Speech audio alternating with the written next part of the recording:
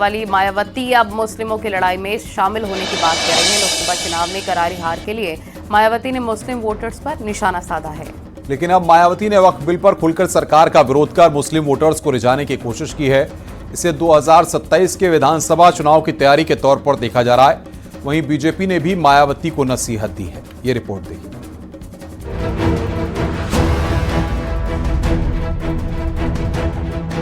लोकसभा चुनाव के बाद मायावती ने कहा था कि मुस्लिमों को पर्याप्त प्रतिनिधित्व देने के बाद भी मुस्लिमों का समर्थन नहीं मिला, इसीलिए आगे से सोच समझकर मौका देंगे। लेकिन अब उन्होंने वक्फ बिल पर खुलकर सरकार का विरोध कर मुस्लिम समुदाय को हर संघर्ष में समर्थन देने की बात कही है।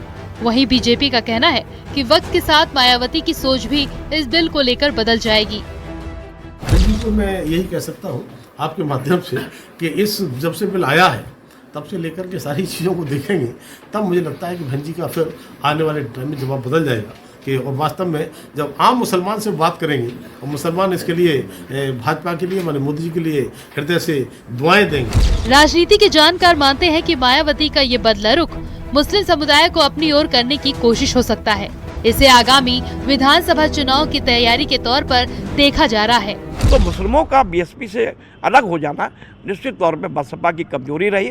अब मायावती को लग रहा है कि मुस्लिमों ये जो वक्फ बोर्ड बिल पास किया गया है उसमें शायद मुसलमानों को रिझाने का प्रयास किया जाए और फिर मुसलमान उनके साथ उनके मंच पे खड़े हो सकते। माना जा रहा है कि लोकसभा चुनाव के बाद मायावती के बयान से मुस्लिम समुदाय में असंतोष पैदा हो गया था, जिसकी भरपाई के लिए मायावती ने अब वक्फ बिल को हथियार बनाया है। न्यूज़ 18 के लिए ब्यूरो रिपोर्ट।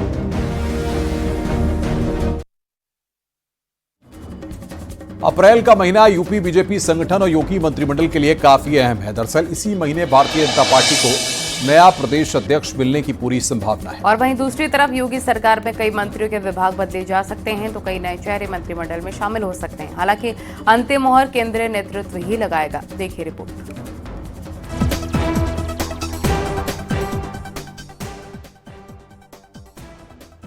अप्रैल का महीना यूपी बीजेपी संगठन और योगी मंत्रिमंडल के लिए काफी अहम है। इसी महीने बीजेपी को नया प्रदेश अध्यक्ष मिल सकता है। वहीं योगी सरकार में कई मंत्रियों के विभाग बदले जा सकते हैं, तो कई नए चेहरे मंत्रिमंडल में शामिल हो सकते हैं। यूपी में 2027 के विधानसभा चुनाव से पहले मंत्रिमंडल विस्तार और फेरबदल आगामी सियासी समीकरण के चलते किया जाएगा। मंत्रिमंडल विस्तार और फेरबदल से 2027 की रणनीति बनेगी। 4 से 5 कैबिनेट मंत्रियों के विभाग बदले जा सकते हैं। 6 राज्य मंत्रियों के विभाग भी बदले जा सकते हैं। 6 मंत्री सरकार से संगठन में भेजे जा सकते हैं। 6 से 7 नए चेहरों की यूपी मंत्रिमंडल में एंट्री भी हो सकती है। अप्रैल का महीना भारतीय जनता पार्टी के लिए और महत्वपूर्ण है। इसी अप्रैल के 6 तारीख को भारतीय जनता पार्टी की स्थापना हुई थी। इस स्थापना दिवस के माध्यम से अपने कार्यक्रमों को लेकर जनता के बीच में जाएंगे और बचे हुए शेष कार्य जो संगठन पर्व के रह गए थे उनको भी पूरा करके दिखाना इस अप्रैल माह में भी संभव होगा। सीएम योगी और बीजेपी संगठन बेहतर परफॉर्मेंस वाले चेहरों को ही मंत्रिमंडल में रखने की तैयारी में है। हालांकि सीएम योगी और बीजेपी नेतृत्व जल्द ही मंत्रिमंडल के नामों पर चर्चा कर सकते हैं। अंतिम मुहर केंद्रीय नेतृत्व लगाएगा। न्यूज़ 18 के लिए ब्यूरो रिपोर्ट।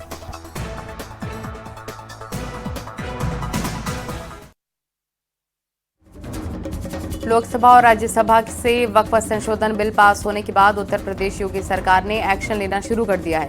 यूपी में अवैध तरीके से घोषित वक्फ संपत्तियों को जब्त किया जाएगा। इसके लिए सभी जिलों के डीएम को अभियान चलाकर इन संपत्तियों को चिन्हित करने के निर्देश दिए गए हैं। यूपी में राजस्व विभाग के रिकॉर्ड में सिर्फ 2963 वक्फ संपत्तियां ही दर्ज हैं। और यूपी में सुन्नी वक्फ बोर्ड की 1,24,355 और शिया वक्फ बोर्ड की 7,785 संपत्तियां हैं। यूपी राजस्व विभाग के रिकॉर्ड में सुन्नी वक्फ बोर्ड की 2,533 और शिया वक्फ की 430 संपत्तियां दर्ज हैं। सरकार को लगता है कि सरकारी जमीनों को अवैध तरीके से वक्फ घोषित किया गया है। इसमें बड़े पैमाने पर खलिहान, तालाब, पोखर जैसी संपत्तियों को वक्फ घोषित किया गया है, जबकि किसी के द्वारा दान की गई संपत्ति को ही वक्फ माना जा सकता है। अब अवैध रूप से वक्फ घोषित की गई इन संपत्तियों पर कार्रवाई होगी। वक्फ संशोधन बिल को लेकर विपक्ष लगातार हंगामा भी कर रहा है, लेकिन आपको बताते हैं सरकार के एक्शन के बाद कहां-कहां कब्जा हटेगा। तालाब, ग्राम समाज की जमीन से कब्जा हटेगा। जिन संपत्तियों का रिकॉर्ड नहीं उनसे कब्जा हटेगा, रेवेन्यू रिकॉर्ड से बाहर की जमीन से कब्जा हटेगा। साथ ही बताते हैं अब वक्फ संपत्तियों पर नए नियम क्या क्या होंगे। सभी संपत्तियों का सत्यापन करना होगा, डीएम ऑफिस में रजिस्ट्रेशन जरूरी होगा, विवादित संपत्ति की जांच होगी।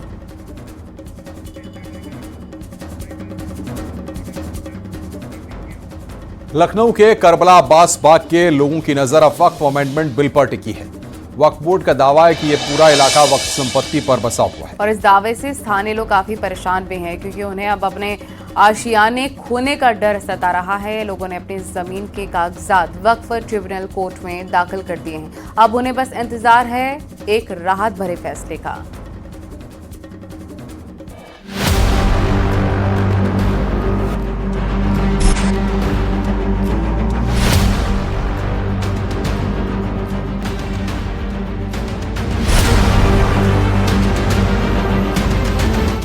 लखनऊ के ठाकुरगंज इलाके में मौजूद करबला अब्बास बाग बीते कई महीनों से चर्चा में है।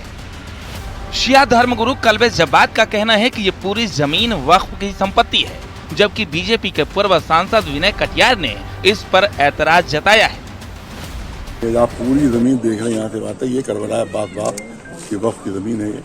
पीछे के करबला बनी हुई है, इसके पीछे की जमीन है, इसके सारे कागज मौजूद हैं और सारे पत्रावलियाँ सब मौजूद हैं। वक्फ बोर्ड में दर्ज है ये, और यहाँ के ऊपर बेमानियाँ करके इन लोगों ने नकली दस्तावेज बनाए हैं। तो वो दुबग्गा नहीं बल्कि थाना ठाकुरगंज क्षेत्र की वो ज़मीन है और पूरी तरीके से एक शख्स, कुछ लोग जो कहते हैं ये वफ़ की जगह नहीं है और कुछ लोग कहते हैं ये जगह वफ़ की है। तो बहरहाल अभी तक के मामला जो है वो न्यायालय में है। इस इलाके की तकरीबन 10 लाख स्क्वायर फीट जमीन पर वक्फ बोर्ड ने अपना दावा पेश कर दिया है। इस विवाद ने न सिर्फ यहाँ के निवासियों की नींद उड़ा दी है, बल्कि कई नए निर्माण कार्य भी ठप हो गए हैं। ये पूरा मामला अब वक्फ ट्रिब्यूनल कोर्ट में विचाराधीन है। इलाके के तमाम लोगों ने अपने मकानों और जमीन की रजिस्ट्री, लीज और टैक्स से जुड़े दस्तावेज कोर्ट में पेश कर दिए हैं। मौलाना के द्वारा कहा गया कि ये करबला की, कौन मौलाना? कल्बे जब्बार साहब आए और कहने लगे कि ये सब पूरी ज़मीन जितनी है, जितने में आप लोग रह रहे हैं, सब उसकी ये करबला की ज़मीन है। तो हम लोगों को एक नोटिस भी वहाँ से इशू करी गई वक्फ बोर्ड से। हम लोगों ने अपने अपने कागज़ वहाँ पे पेश किए, तो वहाँ पे भी हमने कागज़ दिखाए, तो वहाँ से भी रिपोर्ट बन के आई है कि ऐसा है कि वक्फ बोर्ड की ज़मीन ये नहीं पाई गई। ये नहीं पाई। लोगों की उम्मीद वक्फ संशोधन बिल से बंध गई है। उन्हें विश्वास है कि जैसे इस बिल को अमल में लाया जाएगा, उन्हें कानूनी तौर पर राहत मिल सकेगी। अब वक्फ ट्रिब्यूनल से ये फायदा होगा कि हम उसके अपने डॉक्यूमेंट्स पेश कर सकते हैं, लगे हुए हैं हमारे डॉक्यूमेंट्स। अब अगर वहाँ से जो भी डिसीजन आएगा, हम आगे चल के अपील में जा सकते हैं। ऑलरेडी पहले अपील नहीं कर सकते थे, अपील होती तो वक्फ ट्रिब्यूनल में ही होती, लेकिन अब हम सिविल कोर्ट भी जा सकते हैं, हाई कोर्ट भी जा सकते हैं और सुप्रीम कोर्ट भी जा सकते हैं। करबला अब्बास बाग ही नहीं, बल्कि यूपी में ऐसे सैकड़ों मामले हैं जहां जमीनों को लेकर विवाद जारी है। ऐसे में वक्फ संशोधन बिल उन सभी लोगों के लिए एक उम्मीद की किरण बनकर सामने आया है, जो कई वर्षों से अपनी संपत्ति के अधिकार के लिए कानूनी जंग लड़ रहे हैं। Bureau report, news 18।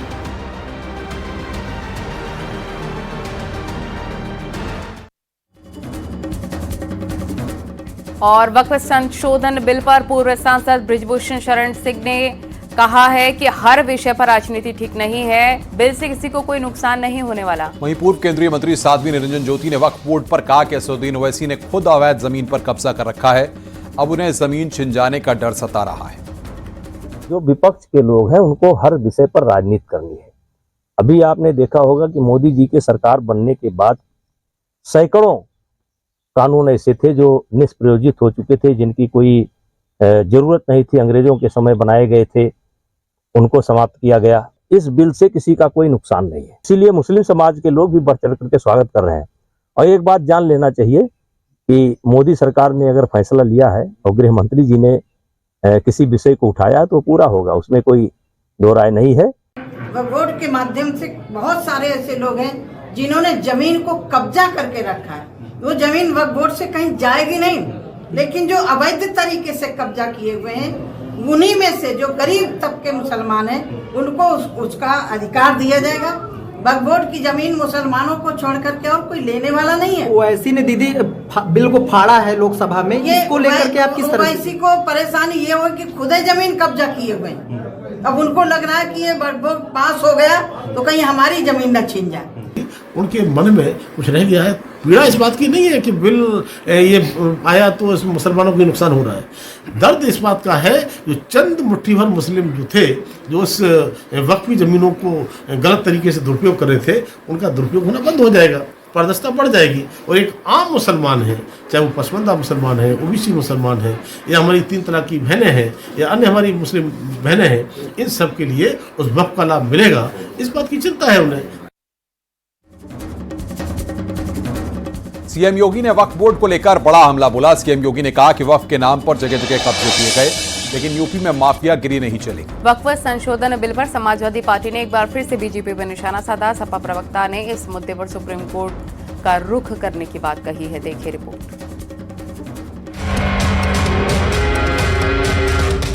माननीय मंत्री जी, प्रश्न है कि माननीय मंत्री जी द्वारा प्रस्तुत संशोधन संख्या 2 को स्वीकृत किया जाए। जो सदस्य इसके पक्ष में हाँ गए। जो वक्फ संशोधन बिल पास होने के बाद अब एक्शन की तैयारी है। यूपी में वक्फ की अवैध संपत्तियों पर बड़ा एक्शन लिया जाएगा। वक्फ को लेकर सीएम योगी ने साफ किया है कि यूपी में माफियागिरी नहीं चलेगी। कुंभ का आयोजन करने जा रहे थे, उस समय वो बयान दे रहे थे कि प्रयागराज में कुंभ की भूमि भी वक्फ की भूमि है। अबे हमने कहा ये बोर्ड क्या भूमाफिया बोर्ड हो गया क्या? भूमाफिया प्रदेश में नहीं चल सकते। माफियाओं को तो हम पहले ही विदा करा चुके हैं प्रदेश से। अब उत्तर प्रदेश में माफियागिरी नहीं चलेगी। वक्फ संशोधन बिल पर समाजवादी पार्टी ने एक बार फिर बीजेपी पर निशाना साधा। सपा प्रवक्ता दीपक रंजन ने इस मुद्दों पर सुप्रीम कोर्ट रुख करने की बात कही। इसमें बहुत बड़ा खेल है और भारतीय जनता पार्टी की निगाहें जो है वक्फ की जमीनों पे गड़ गई, लेकिन हम समझते हैं कि हम लोग माननीय न्यायालय का दरवाजा खटखटाएंगे, मुस्लिम समुदाय के लोग माननीय न्यायालय का दरवाजा खटखटाएंगे। अधिकारियों की माने तो प्रदेश में वक्फ घोषित की गई 98% संपत्तियों में किसी का कोई आधिकारिक रिकॉर्ड नहीं है।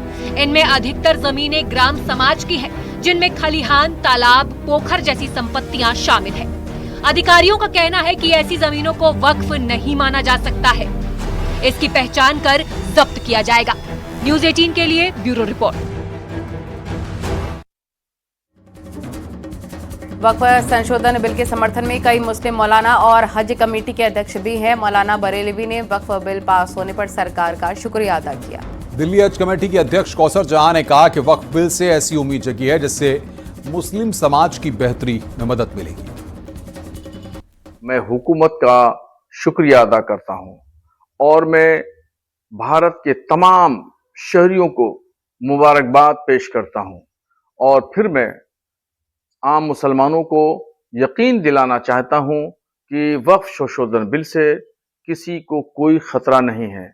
हमारी तमाम मस्जिदें, मदरसे, खानकाहें, ईदगाहें, कब्रिस्तान, इन तमाम मजहबी मकामात को किसी तरीके से कोई खतरा लाहिक नहीं है। हाँ, खतरा उन लोगों को है जो भूमाफिया टाइप के हैं और उन्होंने वक्फ की करोड़ों रुपए की संपत्ति दबा रखी है और उसकी आमदनी अपनी पॉकेट में रखते हैं। और ये कौम की बेहतरी के लिए है और समय की मांग है। मैं ये कहूँगी कि इसका फ़ायदा जो है कौम की बेहतरी के रूप में सदियों तक आप देखेंगे इंशाल्लाह। अगर वो वाकई में मुसलमान कौम के हितैषी हैं तो वैसी बातें नहीं करेंगे ना। देखिए, इसका विरोध वही लोग कर रहे हैं जो वोट बैंक पॉलिटिक्स में इंडल्ज करते हैं या जो वाकई में नहीं चाहते हैं कि मुसलमान कौम के लोग जो है ना उनके चंगुल से बाहर आए। हो जाए तो ये अच्छी बात है, होना चाहिए, क्योंकि गरीब मुसलमान तक कुछ नहीं पहुंचता। जो बड़े धन्ना सेठ हैं, जैसे मैं कई बार कह चुका हूँ इस बात को, जो धन्ना सेठ लोग हैं, जो बड़े लोग हैं, उन्हीं के पास सारी प्रॉपर्टीज़ हैं। मैं तो सरकार से एक आग्रह ये भी करना चाहता हूँ कि सबसे पहले ये जो मुसलमानों के ठेकेदार बने फिर रहे हैं और अपने आप को मुसलमान का भी, धर्म का भी ठेकेदार मानते हैं और चाहते हैं कि भाई ये हमारी आवाज़ पे तमाम मुसलमान इकट्ठा हो जाए, चल जाए और कहीं हम जो चाहें, जैसा चाहें मुसलमानों को वैसा चलाएं, इन लोगों की क्लास पहले ली जाए और इनकी प्रॉपर्टियों की जांच की जाए। मुंबई से लखनऊ आ रही इंडिगो फ्लाइट में यात्रियों का आप देख रहे हैं न्यूज भगाते नजर आए। किसी यात्री ने वीडियो बना लिया और सोशल मीडिया पर शेयर भी किया है। यात्रियों ने इंडिगो एयरलाइन से नाराजगी जाहिर की और सफाई व्यवस्था सुधारने की मांग की है। देखिए। अगर आप फ्लाइट से कहीं जा रहे हो और फ्लाइट के अंदर आपका मच्छरों से सामना हो जाए तो सोचिए क्या हालत होगी। मुंबई से लखनऊ आ रही फ्लाइट में यात्री उस वक्त परेशान हो गए जब वहां पर मच्छर मंडराने लगे। मच्छरों ने बाहर की गर्मी से बचते हुए फ्लाइट को ही अपना ठिकाना बना डाला, जिसके बाद तो यात्रियों का जीना मुश्किल कर दिया। यात्रियों ने शिकायत की कि उड़ान भरने के बाद से ही मच्छरों ने काटना शुरू कर दिया था। इसके बाद तो कुछ यात्री मच्छरों को भगाते हुए भी देखे गए। यात्रियों का कहना है कि क्रू मेंबर से भी शिकायत की गई, लेकिन इसका कोई भी फायदा नहीं हुआ। कोई सुनवाई नहीं की गई, जिससे मच्छरों ने सफर के दौरान उन्हें कष्ट में डाल दिया। इंडिगो की फ्लाइट 6E643 का ये वाकया है। फ्लाइट में सवार किसी यात्री ने वीडियो सोशल मीडिया पर भी पोस्ट कर दिया। लोगों की शिकायत थी कि एयरलाइंस कंपनियां लुभावने वादे तो करती हैं, लेकिन यहाँ साफ सफाई का ध्यान नहीं रखा गया, ये जानते हुए भी कि मच्छर डेंगू जैसी खतरनाक बीमारियां देते हैं। यात्रियों ने इंडिगो एयरलाइंस से नाराजगी जाहिर की और सफाई व्यवस्था सुधारने की मांग की है। यात्रियों का कहना था कि वो आरामदायक सफर के लिए निकले थे, लेकिन पूरे सफर के दौरान परेशान रहे। कोई सुनवाई न होने पर यात्री गुस्से में भी आ गए। ये पहली बार नहीं है जब इस तरह की घटना सामने आई हो। 31 मार्च को भी चेन्नई से आई फ्लाइट में ऐसी शिकायत सामने आई थी।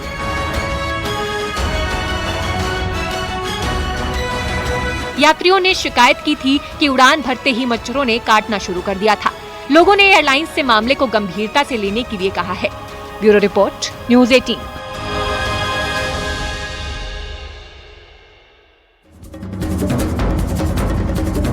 और झांसी से एक चौंकाने वाला मामला सामने आया। एक महिला के सुसाइड करने के पीछे दावा किया जा रहा है कि नवरात्र में मासिक धर्म आने से उसने अपनी जान दे दी। आनन फानन में परिजन महिला को अस्पताल लेकर गए, लेकिन डॉक्टर उसकी जान नहीं बचा सके। इलाज के दौरान ही उसने दम तोड़ दिया। ये रिपोर्ट देखिए।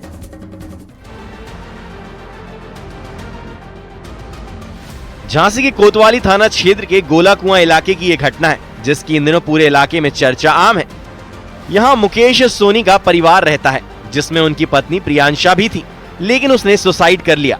दावा है कि महिला ने पारिवारिक कलह के चलते जान नहीं दी, बल्कि इसके पीछे दूसरी वजह सामने आई है। दावा किया गया है कि महिला प्रियांशा की मौत इसलिए हुई क्योंकि नवरात्र के दौरान उसको मासिक धर्म आ गया था। इससे वो बेहद आहत थी और बाद में मौत को गले लगा लिया। परिजनों के मुताबिक प्रियांशा चैत्र नवरात्र में पूजा और व्रत करने की तैयारी कर रही थी और उसको लेकर बेहद उत्साहित थी, लेकिन नवरात्र के दौरान ही उसे मासिक धर्म आ गया। इस वजह से वो व्रत नहीं रख पाई और बाद में उसने जहर खा लिया। आनन फानन में परिजन उसे अस्पताल लेकर गए, लेकिन डॉक्टर उसकी जान नहीं बचा सके। इलाज के दौरान ही उसने दम तोड़ दिया। 1 साल का इंतजार किया। मैं हर बार भगवती को मानती हूँ, तो मैं पूजा कर लूंगा। तो जो फिर सवेरे मैंने पानी आनी सब भर लिया, लेकिन जो फिर टेंशन, जो थोड़ा सा मानसिक संतुलन, डिप्रेशन में आ गई।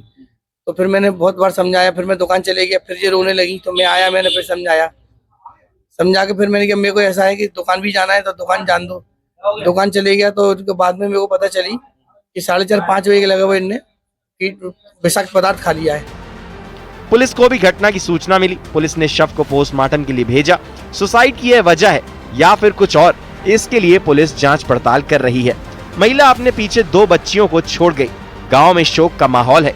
झांसी से न्यूज़ 18 के लिए अशनवी मिश्रा की रिपोर्ट। खबरें जारी हैं, रुकेंगे छोटे से ब्रेक के लिए। आप देखते रहिए न्यूज़ 18।